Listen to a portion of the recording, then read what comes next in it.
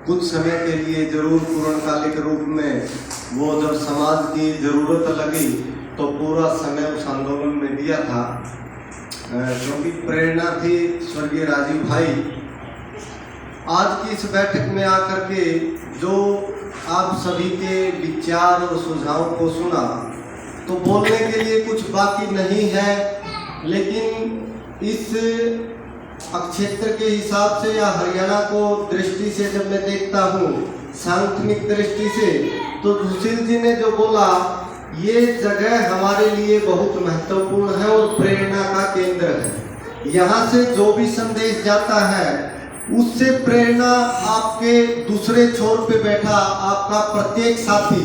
वो गौरवान्वित महसूस करता है और ये महसूस करता है कि मुझे नेतृत्व देने वाले साथी चंडीगढ़ और पंचकुला में बैठे हैं। मैं भौगोलिक दृष्टि से या व्यवस्था की दृष्टि से, नेतृत्व की दृष्टि से ये बात कह रहा हूँ। मैं मेरी बात प्रारंभ करूँ, जो आकलन मैंने आपका किया और जैसा मैं आपको इस पूरे प्रांत के लिए सोचता हूँ वहीं से मेरी बात प्रारंभ करूँगा। वर्तमान में जो व्यवस्था है उसको आप और हम कैसे देखते हैं, या आपको और हमें क्या करना है, क्यों करना है और कैसे करना है, इस चीज का मूल्यांकन आप स्वयं से कर लीजिएगा। आप अकेले व्यक्ति हैं, आप संगठन हैं, या आप किस भूमिका में अपनी इस यात्रा में चल रहे हैं। वर्तमान व्यवस्था में जो सब चीजें संचालित और व्यवस्थित की जा रही हैं वो सरकार शब्द आप और हम सुनते हैं। अतीत में जो षड्यंत्र आपने देखे या आज़ादी के इस कालखंड में जो सारी व्यवस्थाएं आपके और मेरे लिए की जाती हैं, उस सरकार शब्द के अंदर जो 4 घटक है या जो उसके 4 अंग हैं, जब आप उन पर अपना चिंतन करेंगे, उनका मूल्यांकन करेंगे, तो आपको अपनी भूमिका स्वयं में निश्चित कर दी जाएगी कि मुझे क्या करना है, क्यों करना है और कैसे करना है। एक सरकार है जिसको आप और हम वोट के माध्यम से चुनते हैं, वो अस्थायी सरकार है। एक स्थायी सरकार है ब्यूरोक्रेट्स, नीचे से लेकर के ऊपर तक जो सब व्यवस्थाओं का संचालन जो इन अस्थायी लोगों को भी जो लोग चलाते हैं। दूसरा इस सरकार का पार्ट वो है जिसमें IAS, IPS, HCS, TCS वो सब ब्यूरोक्रेट्स हैं, नीचे के कर्मचारी से लेकर के ऊपर के कर्मचारी तक। तीसरा जो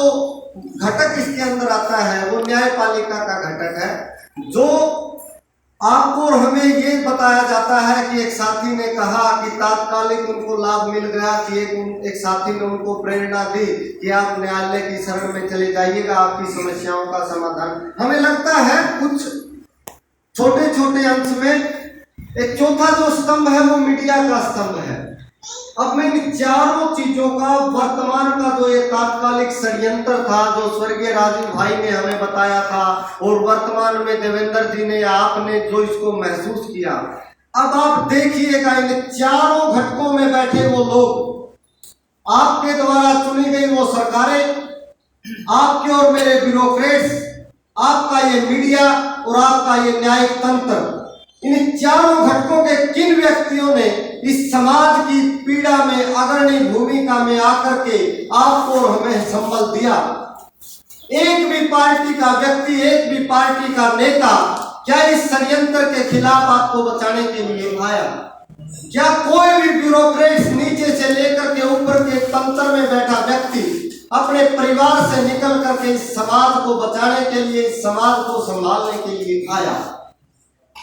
तो मेरा कहने का मतलब ये है, आपको अपनी भूमिका का चयन या संगठन का महत्व आपको क्यों है? यदि आपको सरकारों के अंदर अच्छे लोगों को बैठाना है तो आपको अपनी योजना उस तरीके से बनानी पड़ेगी। एक साथी ने युद्ध की संज्ञा दी, मोर्चे की संज्ञा दी, तो आप जहां बैठे हैं आप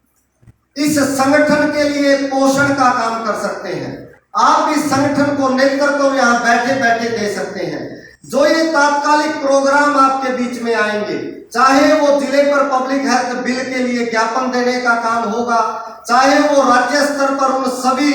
क्रांतिकारी साथियों को एक जगह संवाद के लिए, बैठक के लिए बैठ करके हम एक दूसरे से ऊर्जा लेंगे, एक दूसरे से उत्साह लेंगे कि हम संख्या की दृष्टि से जब एक जिले में काम करते हैं और जब पूरे प्रांत में हम काम करते हैं तो हम प्रेरणा मिलती है। तो जब उन चारों ताकतों का आकलन करेंगे,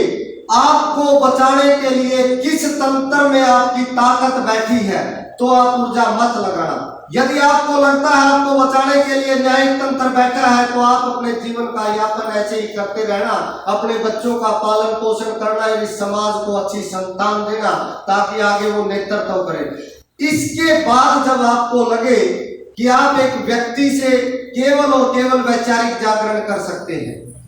वैचारिक जागरण से आप कितना परिवर्तन इस देश में कर सकते हैं, यदि उससे आगे आकर के आपको लगेगा कि मैं एक व्यक्ति रूप में सब समस्याओं का समाधान नहीं कर सकता, तो आप संगठन के महत्व को समझिएगा और उस संगठन में अपनी भूमिका को निश्चित करिएगा।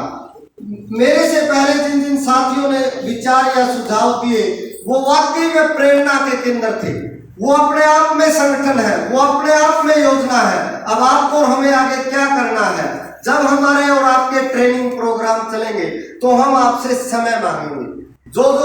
बौद्धिक स्तर के लोग थे, जिनमें प्रबंधन की दक्षता है, जिनमें लोगों को नेतृत्व देने की दक्षता है, जो लोगों को जोड़ करके एक क्रांति का रूप दे सकते हैं, आपको और हमें योजना तात्कालिक